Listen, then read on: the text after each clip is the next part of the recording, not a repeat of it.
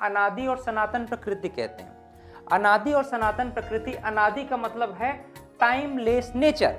Timeless nature मतलब इसे हम टाइम में नहीं बांध सकते। जैसे प्रकाश की गति आप देखो, प्रकाश की गति जो है समय से बंधा हुआ नहीं है, हम टाइम से बंधे हुए हैं, क्योंकि हम जो है इटर्नल नहीं है, हम जो है शाश्वत नहीं है, हम जो है मृत्यु को प्राप्त कर जाएंगे, तो हम समय से बंधे हुए हैं। इसलिए जो समय से बंधा हुआ नहीं है उसे हम ये समझते हैं कि वो भी समय से बंधा हुआ है। कई बार ये जो सनातन शब्द आप देख रहे हैं, इटर्नल शब्द जिसको हम कहते हैं, इटर्नस, लैटिन वर्ग के इटेनस शब्द से आया है, और इटर्नस का अर्थ होता है अनादि काल तक चलने वाला। या इस ब्रह्मांड को एक शरीर मान लो, और इस शरीर जो है, ब्रह्मांड एक शरीर है और ये हमेशा इसका विस्तार हो रहा है। इसका कहाँ आदि है और कहाँ अंत है इसे हम लोग नहीं जान सकते।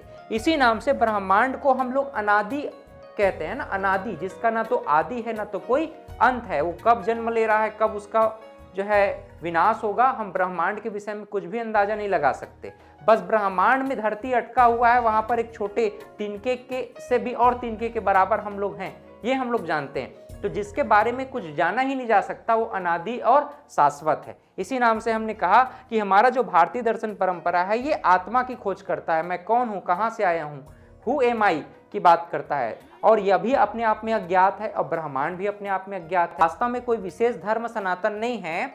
सनातन शब्द का मतलब होता है सनाधनतन। सना मतलब हमेशा, सदैव, तन का मतलब है विस्तार करने वाला।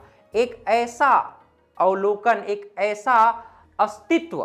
ऐसा अस्तित्व जो सदैव विस्तार कर रहा है, जिसका न तो कोई आदि है न तो कोई अंत है। टाइमलेस नेचर है, उसके पास कोई समय नहीं है, समय शून्य है जहां पर, वही क्या है, टाइमलेस नेचर है। लेकिन हम लोग टाइमलेस अस्तित्व की ओर जाने का प्रयास करते हैं, तो इसी नाम से भारतीय दर्शन परंपरा को सनातन कह देते हैं।